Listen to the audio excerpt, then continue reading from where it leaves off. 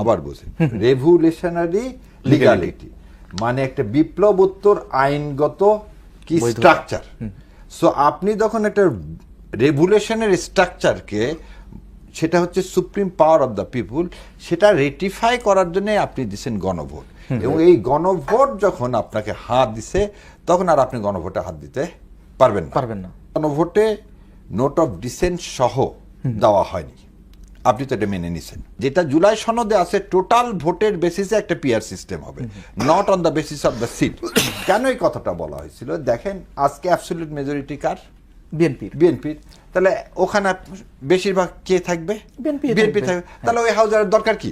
সেটাই তো, এই হাউজের তো কোনো দরকার নেই। যাচ্ছেন অ্যাপ্রোচ করতেছেন, একটা সিংহভাগ মানুষ আপনাকে সমর্থন করছে আপনার পলিসিকে, কিন্তু আপনার কোনো প্লেস নাই যে প্লেস। আর যদি এটা পিআর হয় তাহলে কি হচ্ছে যে আপনার পলিসিকে যে লোকগুলো আছে সেই লোকগুলো নেভার ফিল যে দে আর ডিপ্রাইভ। অ্যানি ভাই সুন্দর মতো বের করে পুলিশের হাতে দিয়ে দিছে। আমি কি বলবো, অ্যানি ভাই ঘুষ দিছে রাস্তার মধ্যে? কথা হচ্ছে যে আপনি একটা জিনিস বোঝেন যে আপনি যদি কাউকে আমি এইখানে আমরা ভোট হয়ে গেছে সেজন্য বললাম, বৃহৎ নেতা হতে গেলে তখন কিছু কিছু অ্যাডমিশন আপনাকে উপরে তুলে দেয়, নিচে না। আজকে উনি বরং কি বলছে, আমি আপনাকে ইনশিওর করতেছি যেসব জায়গায় এইসব বিচ্ছিন্ন ঘটনা হয়েছে সেই ঘটনাগুলো হবে না। নির্বাচন পার হলো, আমরা একটি বহুল প্রত্যাশিত নির্বাচন হলো, নতুন সরকার গঠন করতে যাচ্ছে। এর মধ্যে যে যেমনটি বলছিলাম যে ছায়া মন্ত্রিসভার যে ঘোষণাটি এলো, এটির সঙ্গে তো মানে বিশ্বের বিভিন্ন দেশে থাকলেও বাংলাদেশের মানুষ এটির সঙ্গে পরিচিত নয়। আপনার কি মনে হয় এটি কি নতুন করে মানে সহায়ক ভূমিকা পালন করবে নাকি কোনো জটিলতা তৈরি করবে? ধন্যবাদ আপনাকে। আপনার মাধ্যমে আপনার টিভি সমস্ত দর্শকদেরকে সালাম এবং শুভেচ্ছা, এবং আপনাদেরকে আসসালামু আলাইকুম রহমতুল্লাহ বারাকাতুহু।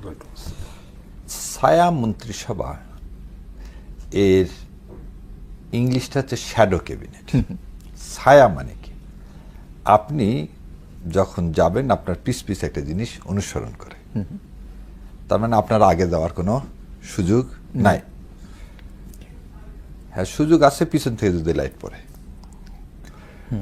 এখন এই ছায়া এই কারণে বলা হচ্ছে যে ধরে নেন পার্লামেন্ট আগে হতো কি, পার্লামেন্টে শিল্পমন্ত্রীকে শিল্প মন্ত্রণালয় সম্পর্কে যত প্রশ্ন আছে যার যা ইচ্ছা সেভাবে করে যাচ্ছে। 60টা প্রশ্ন আসলো, তাহলে যে শিল্প মন্ত্রণালয় এক্সপার্ট না সেও প্রশ্ন করে যাচ্ছে। আর ছায়া মন্ত্রিসভা হলে ধরে নেন দুইটা জোট, জামাত এবং বিএনপি জোট।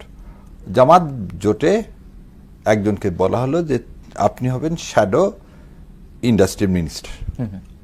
তাহলে এই শিল্পমন্ত্রী যে ছায়ামন্ত্রী, তাকে ওই জামাত ইসলামের সবাই তার কাছে প্রশ্ন করবেন যে দেখেন এই সমস্যা। যখন সংসদে শিল্পমন্ত্রী কোনো কথা বলবেন তখন অন্য সবাই আর লাভ দিয়ে কথা বলবেন না। ওই শিল্প মন্ত্রণালয় সম্পর্কে কথা বলার জন্য ডেজিগনেটেড পার্সন হচ্ছে শ্যাডো ইন্ডাস্ট্রিয়াল মিনিস্টার। এটা হচ্ছে একটা অ্যাডভান্টেজ। তাহলে সময়টা অনেক ইফেক্টিভ হবে এবং সবাই মিলে হাউকাওয়ের কোনো সুযোগ নেই। সেকেন্ড আর একটা জিনিস আমরা বলা হয় এটাকে হচ্ছে প্রাইভেট বিল। দুই ধরনের বিল আছে, একটা হচ্ছে সরকার একটা আইন করতে যাচ্ছে, এই আইনের অনেক খুঁটিনাটি নিয়ে আলোচনা হয়। জেনারেলি এক্সপার্টদের এই বিষয়ে কথা বলা উচিত। আমাদের এখানে দেখা যায় যার ও বিষয়ে কথা নাই সেও কথা বলে যাচ্ছে। রাদার এই ছায়া হলে ধরে নেন আপনি বাজেট নিয়ে, ফাইন্যান্স মিনিস্টার আছে, শ্যাডো ফাইন্যান্স মিনিস্টার থাকবে। শ্যাডো ফাইন্যান্স মিনিস্টার বাজেট নিয়ে পুঙ্খানু সবার সাথে আলোচনা করবেন, করে তারা তখন তাদের প্রপোজালটা রিটেন এবং ওখানে দিতে পারবেন। আর একটা সুবিধা হচ্ছে অপোজিট বাজেটও পেশ করতে পারবেন। কে? শ্যাডো ক্যাবিনেট বলতে পারেন আমরা একটা আইন প্রণয়ন করতে চাচ্ছি, এরকম আইন।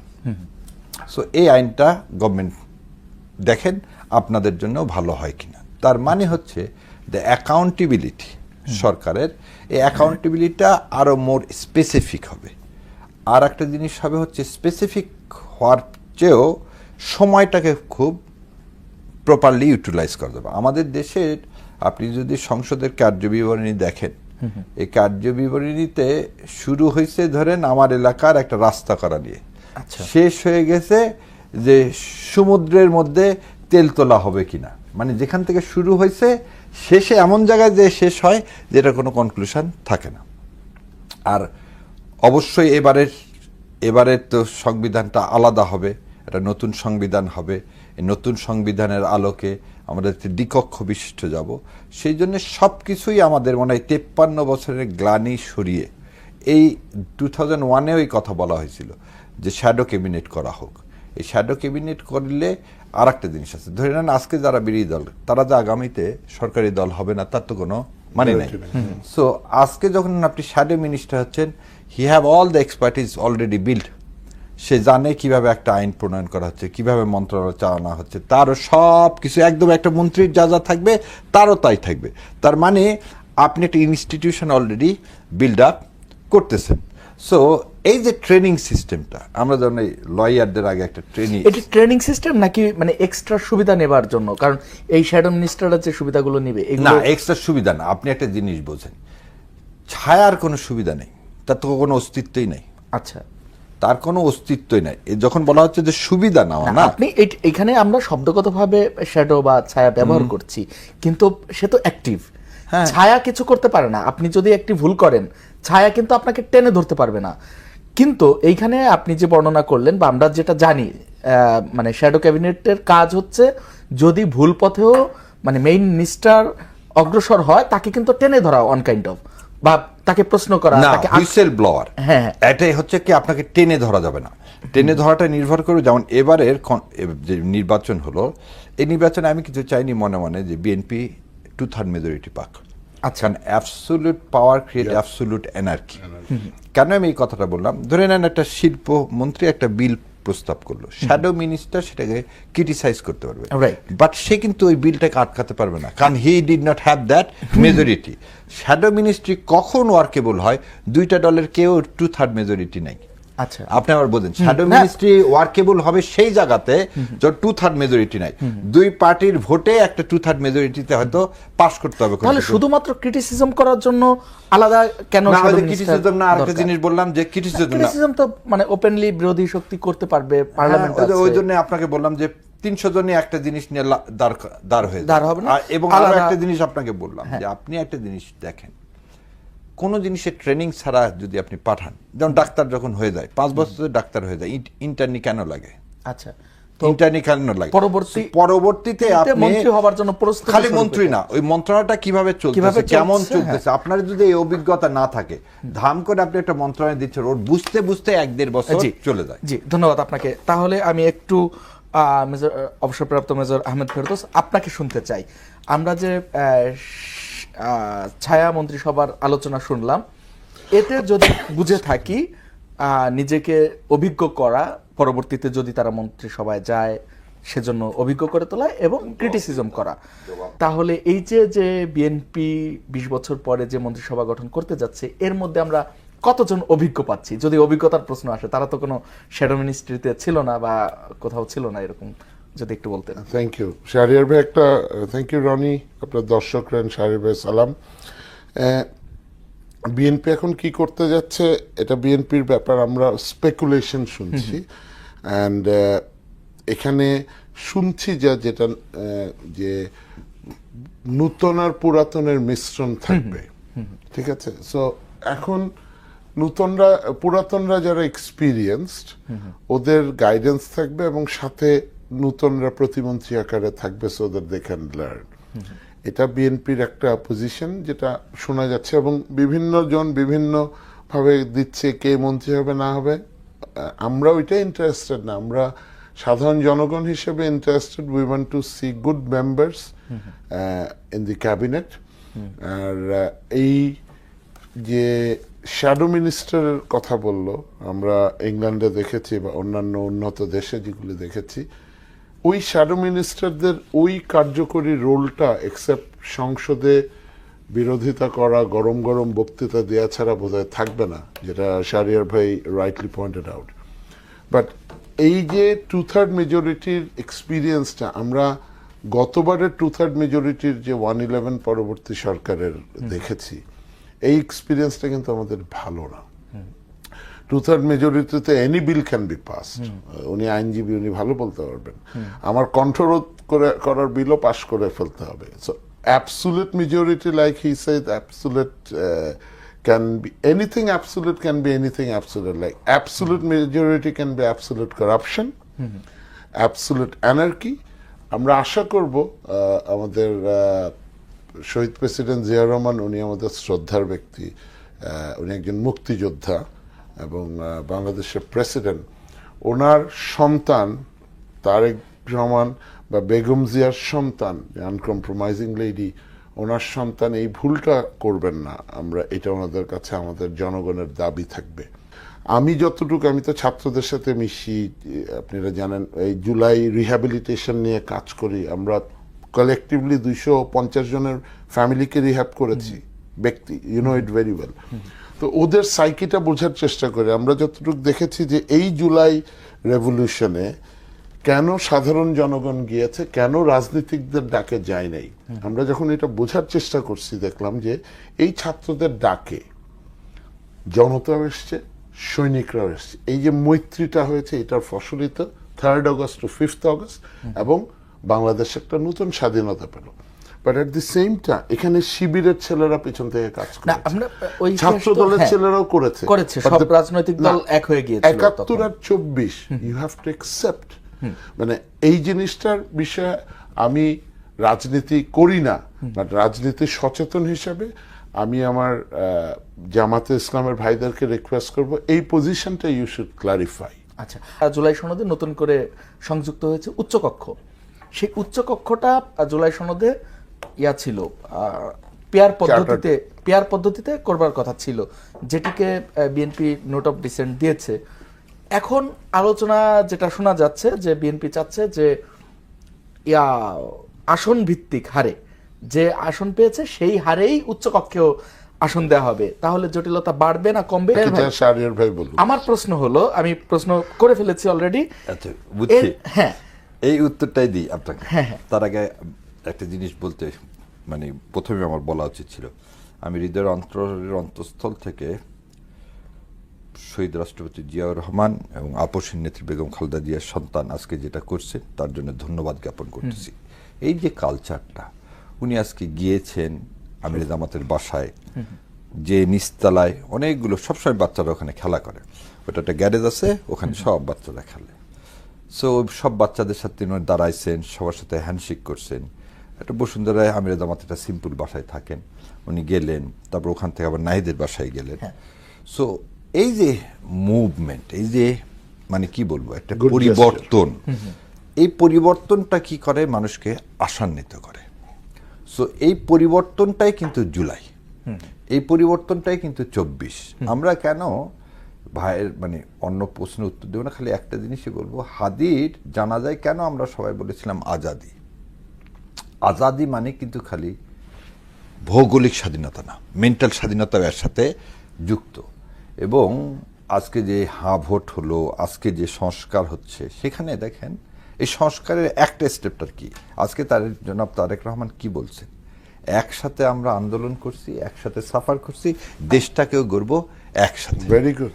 So the conception is what, যে আমাদের দলীয় চিন্তা ভাবনায় আলাদা থাকতেই পারে, কিন্তু যখন দেশ, মানে when you have to believe যে সবার আগে বাংলাদেশ বলতেছে, এটা খালি বলতেছি না বলার জন্য, এটা আমি আসলে ধারণ করতে চাই। এবং এই সেই জন্যই বললাম শ্যাডো গভর্নমেন্টের মানিটা হচ্ছে কি জানেন, আর একটা ওয়ার্ড আছে, গভর্নমেন্ট ইজ ওয়েটিং।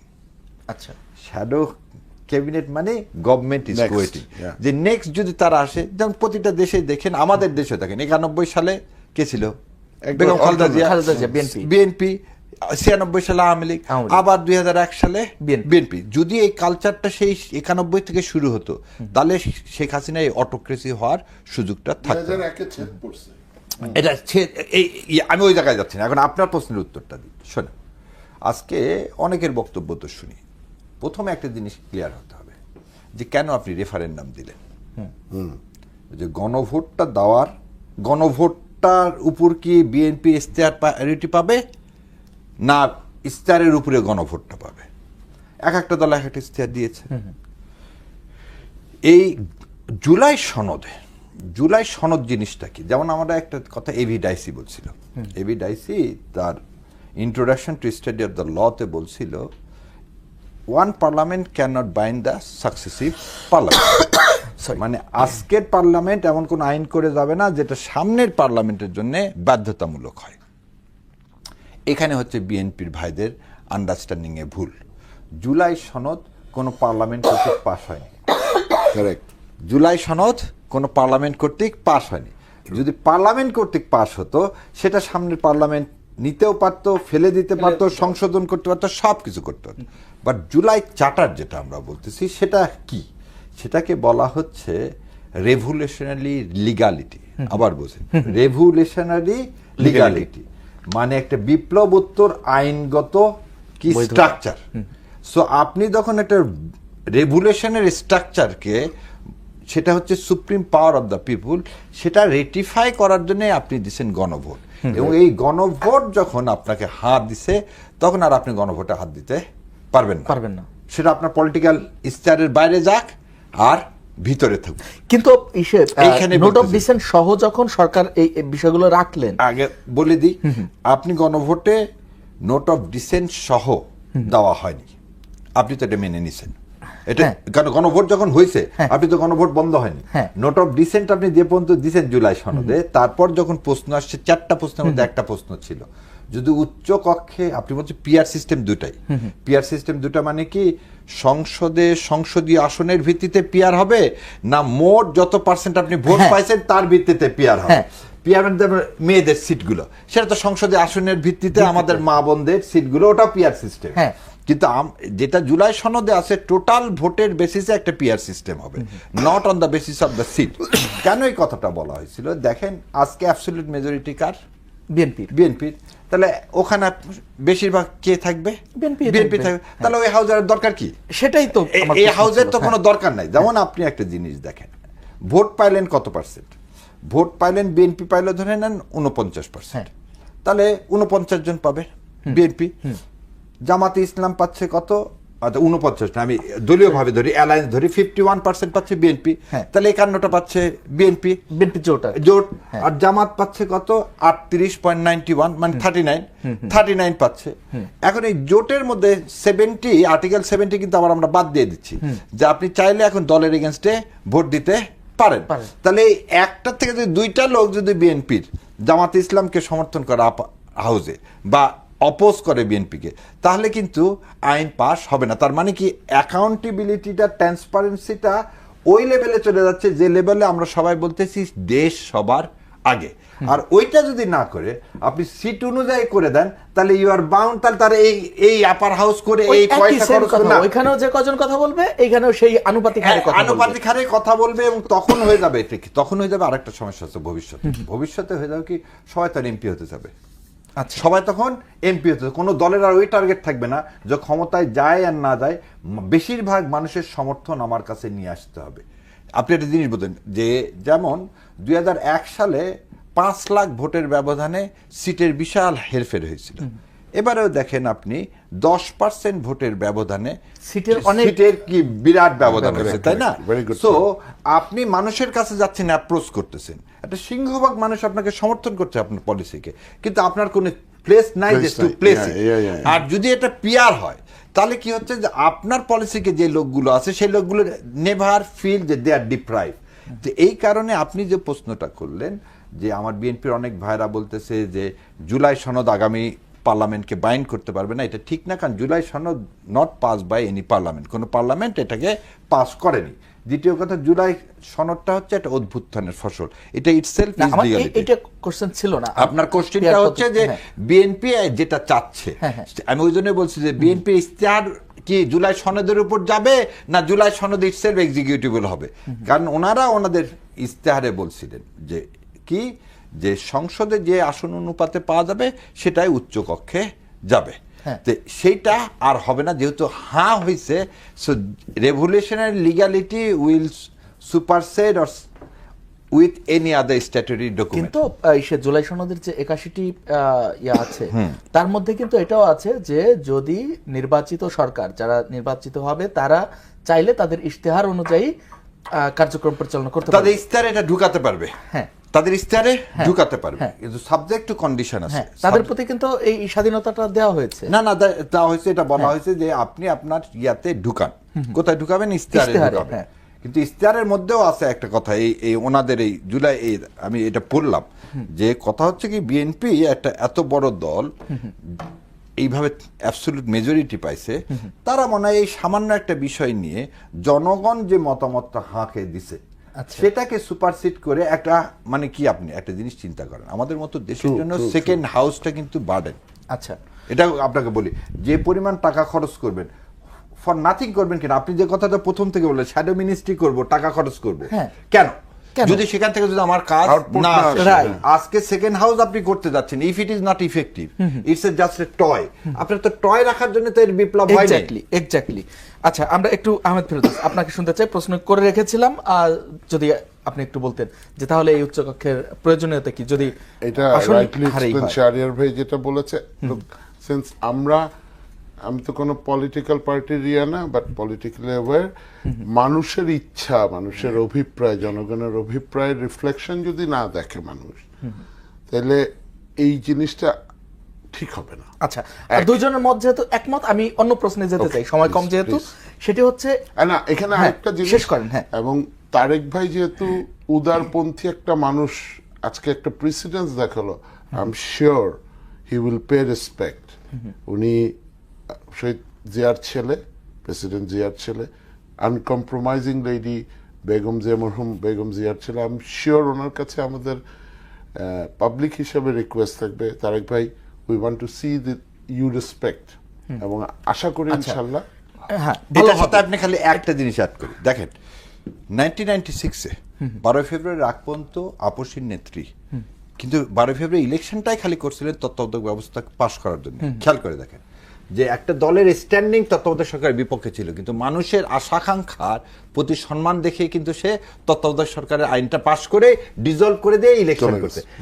এই আপসীর নেত্রীর সন্তান, সেও সবার আগে যেহেতু বাংলাদেশ বলছে, আই হোপ আমরা অবশ্যই আশাবাদী, কিন্তু আমরা অবশ্যই আশাবাদী, আমরা আশাবাদী হতে চাই একই সঙ্গে অন্যান্য রাজনৈতিক দলের থেকে। যেমন যদি আমি প্রশ্নটি করতেই চাই যে জামাতে ইসলামের আমির গতকালকে একটি পোস্ট দিয়েছিলেন যে এই নির্বাচনকে সমর্থন জানিয়ে, কিন্তু পরবর্তীতে তিনি সেই পোস্টটি উইথড্র করে নিয়েছেন, মুছে ফেলেছেন, এবং আজকে তিনি বলেছেন যে এই আন্দোলনের কথা বলেছেন আর কি, বিক্ষোভের ডাক দিয়েছে।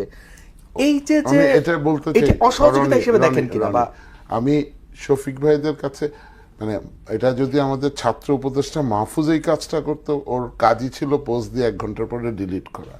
বাট শফিক ভাই ইজ এ ম্যাচিউরড গাই। বা আওয়ামী লীগের সময় কেউ ডিলিট করলে আমরা দায় দিতে পারতাম যে আওয়ামী লীগ সরকারের চাপে করেছে, শফিক ভাই এখন তো সেরকম চাপ নেই। শফিক ভাই এটা কি কারণে করেছে, ও ডিলিট করেছে, এটা আমি শফিক ভাইয়ের কাছ থেকে আশা করি না। আমি যেমন ভালোবাসাটা হলো দ্বিপাক্ষিক, আমি যদি শাহরিয়ার ভাইকে অন্তর থেকে ভালোবাসি, he will automatically respect me. এইটা, এই রেসপেক্টার, এটা রেসিপ্রোকাল, মানে I have to show a gesture যে আমি আপনাকে ভালোবাসি বা শ্রদ্ধা করি, তাহলে আপনি আমাকে শ্রদ্ধা করবেন। এবং রাজনৈতিক কালচারগুলিতে যদি পরিবর্তন না হয়, জুলাই উইল বি ফেইলার। এবং আই এম শিওর জামাত এবং বিএনপি সহনশীল একটা কালচার প্রদর্শন করবে। না হলে আমরা যারা ভোট দিয়েছি, আমরা কিন্তু সাধারণ জনগণ, উই উইল ইকুয়ালি ব্লেম, সেটা জামাত ইসলাম হোক, বিএনপি হোক, এনসিপি হোক, আমরা কিন্তু বলবো যে এটা ঠিক করেন নাই। এবং আমাদের এই যে ভোটের ফল যদি কেউ একসেপ্ট না করে রনি, তাহলে তো ওরা ইনজাস্টিস করবে জনগণের সাথে, ইনসাফ হবে না। হাদির একটা কথা বলেছেন, আমি একটু হাদির কথাটা বলে নিই শাহরিয়ার ভাইয়ের অবগতির জন্য এবং দর্শকদের অবগত। আমি কোনো আন্দোলনে যাই নাই, আমার ছেলে যখন গেছে বা এরকম গেছে, ছেলের বয়সে ওদেরকে আমরা প্রোটেক্ট করতে গেছি আন্দোলনে। বাট হাদির আন্দোলনে, হাদির ইনকিলাব মঞ্চের ওখানে আমি আবার স্ত্রী রাত 3:30 পর্যন্ত ছিলাম। আমরা চাই হাদির বিচার হোক, সাগর রুনির মতো যাতে না হয়। এটা বাংলাদেশের জনগণের একটা কষ্টের জায়গা। হাদি ইজ এ সেন্টিমেন্ট। ঠিক আছে, ঠিক আছে। আপনি বলছিলেন যে নির্বাচনের স্বীকৃতির কথা, এবং জনগণও উৎসবমুখর ভাবে ভোট প্রদান করেছে। দীর্ঘদিন পরেই একটি উৎসবমুখর নির্বাচন দেখা গেল, এবং বেশ প্রশংসিত হচ্ছে আইন শৃঙ্খলা রক্ষাকারী বাহিনী। আপনি একজন নিরাপত্তা বিশ্লেষক, আপনার কি মনে হয় আইন শৃঙ্খলা রক্ষাকারী বাহিনীর যে ভূমিকা ছিল, এই ভূমিকা না থাকলে অন্য কোনো ঘটনা ঘটতে পারতো কিনা, বা অনেক রকম থ্রেটও তো ছিল? Thank you Roni for a good question. ইলেকশনের আগে আমরা সবাই কিন্তু মানে যারা একটু চিন্তা করে সবাই কনসার্ন ছিল এই নির্বাচনটা অনেক গন্ডগোল হতে পারে। টু বি ভেরি ফ্র্যাঙ্ক, হাদি মারা গেলে একদিন পরে তো এরকম অনেক মৃত্যু কামনা করেছিল বাংলাদেশ, মানে ওই ইয়াতে ল অ্যান্ড অর্ডার আশঙ্কায় ছিল। পুলিশ রিফর্ম হয় নাই। সেনাবাহিনী 2024-এর জুন থেকে মাঠে ডিপ্লয়েড, টায়ার্ড, আমরা বলি ফেটিগড। আমরা কখনো টায়ার্ড হই না, আমরা 24 ঘন্টা ডিউটি করি। বাট আমার ম্যান্ডেটেড টাস্ক কিন্তু শাহরিয়ার ভাইকে পিটানো না বা রনিকে পিটানো না। I am not trend for doing that. তো আমার কাজ হলো নিরস্ত্র মানুষকে গুলি করে মারা না। আমাকে রাজনৈতিক সরকারের ইচ্ছার কারণে র্যাবে গিয়ে এটা করতে হচ্ছে এবং আইসিসি কোর্টে লেফট রাইট করতে হচ্ছে। এত কিছুর পরেও আমাকে কিছু হলেই বলে ইট খুলে নিবে, চামড়া তুলে নিবে, আবার অনেকে বলে চাকর বাকর। আমি একটা গর্বিত সৈনিক, আমার তো ইজ্জত লাগে, কারণ এই সেনাবাহিনী বাংলাদেশের প্রত্যেক মানুষের সেনাবাহিনী। এই সেনাবাহিনী কোনো দলের না, কোনো গোষ্ঠীর না। আমরা যদি অনেস্টলি নির্বাচনটা করি, সেনাবাহিনীর কাজ কি করেছে মানুষজন বলে আলহামদুলিল্লাহ খুব ভালো করেছে। আমার বিশ্বাস এটা বাংলাদেশের জনগণের মানুষের মনের কথা। মিস্টার শাহরিয়ার কবির, একটি প্রসঙ্গ এনেছিলাম যে জামাতের আমির যে জি আমার কাছে এই যে আছে, হ্যাঁ, আমি তো ডিলিট পাচ্ছি না। আমি যেটা বলতেছি দেখেন, শোনেন, এটা কত ঘন্টা আগে, গতকালকের কি, আসুন বিভাজন নয়, ঐক্যকে শক্তি করে আমরা আমাদের প্রিয় এলাকাকে এগিয়ে নিয়ে যাই, সবার দোয়া পরামর্শ সহায়তা কামনা করি। এটা ওয়ান ডে আগে, আজকে 15 ঘন্টা আগে দেখেন বাচ্চাদেরকে নিয়ে তিনি বলছে কি, আমি মহান আল্লাহর কাছে সাহায্য চাই যেন তিনি আমাকে এই কঠিন দায়িত্ব সততা নিষ্ঠার সাথে পালন করতে তৌফিক দান করে, দেশ ও জাতির কল্যাণে আমরা যেন ঐক্যবদ্ধভাবে কাজ করতে পারি, আমিন। সো এইটা পোস্টটা কতক্ষণ আগে দিয়েছে, গতকালকে। সো মূল কথাটা কি, আজকে দেখেন, আজকের জন্য তারেক রহমান একটি কথা কিন্তু খুব সুন্দর বলছে। দেখেন, উনি কিন্তু ডিনাই করতে পারতো যে বিভিন্ন জায়গায় যে ঘরবাড়ি পোড়ানো হচ্ছে, মানুষের অত্যাচার হচ্ছে, ডিনাই করতে পারতো না। ডিনাই করতে তিনি কি করলেন, দেখেন, বৃহৎ নেতা হতে গেলে তখন কিছু কিছু অ্যাডমিশন আপনাকে উপরে তুলে দেয়, নিচে না। আজকে উনি বরং কি বলছে, আমি আপনাকে ইনশিওর করতেছি যেসব জায়গায় এইসব বিচ্ছিন্ন ঘটনা হয়েছে সেই ঘটনাগুলো হবে না, সেই ঘটনাগুলো হবে না। তার মানেটা কি, যে বাংলাদেশে দেখেন গতকালকে ভাই যেমন যাদের কথা বললেন, বাংলাদেশ সেনাবাহিনী, নৌবাহিনী, এয়ারফোর্স, আনসার, বিজিবি, কিন্তু ওই একই জায়গায় আমার পুলিশ, আপনি গতকালকে ইলেকশনে পুলিশের যে ভূমিকা, আপনি খালি অবাক হয়ে যাবেন। আমি ভোট দিছি সকালবেলা, ভোট দিয়ে আমি তারপর আসছি বগুড়া পর আসছি সিরাজগঞ্জ, তারপর পাবনা থেকে টাঙ্গাইলে গাজীপুরের এখানে আসছি। গাজীপুরের চৌরাস্তায় ছেলেপেলে সব বসে ক্রিকেট খেলতেছে, গাড়ি তো কম এবং সব ওই ভ্যান গাড়িগুলো দিয়ে আছে, আর পাশে পুলিশ বসে থেকে স্ক্রল করতেছে। আমি ওখানে হর্ন চেপে যাচ্ছি যাতে ওরা সরে যায়, আমি যেতে পারি। আমার গাড়িতে স্টিকার লাগানো আছে, দে ডোন্ট বদার। এবং আপনি এই ভোট সেন্টারে আমি একই জিনিস দেখলাম। তার মানেটা কি, আজকে দুইটা জিনিস অপ্রিয় হলেও সত্য। সেটা হচ্ছে, আমার সেনাবাহিনী সেদিন 5 তারিখের সেই জীবন বাজি না রাখলে আমাদের একটা বিপ্লব হয়তো আরো দীর্ঘায়িত হতো। যেমন কথাটা বলতেছি, যে যেভাবে শহীদ রাষ্ট্রপতি জিয়াউর রহমান সেদিন জীবন বাজি রেখে যেমন ঘোষণা দিচ্ছেন, এই যে ইম্প্যাক্ট, এই ইম্প্যাক্টগুলোর সাথে যার যে পাওনা সেটা ভাই তাকে দিতে হবে। এবং আমি এই জন্য বলতেছি, আমি আশাবাদী কেন, আপনি আরেকটু আগে বললেন না আশাবাদীর কথা কেন বলছি, আমি জামাত ভাই পোস্ট দিয়ে পোস্ট ডিলিট করে না। ওখানে যেমন আজকে উনি গেছেন, একটা রিক্সাওয়ালা ওনার সময়, ওনার নির্বাচনী ক্যাম্পেইনের সময় একটা রিক্সাওয়ালা এসে তাকে জড়ায় ধরছে। তারপরে সন্ধ্যাবেলা শুনতে পেলাম রিক্সাওয়ালাটা মারা গেছে। উনি তখন ওই পরিবারের কাছে ফোন দিলেন, দিয়ে বললেন ইলেকশন গেলে আমি আসবো। আজকে উনি সেই রিক্সাওয়ালার পরিবার হচ্ছে সেই কিশোরগঞ্জে, যে সেই পরিবারের সাথে দেখা করে আসছে।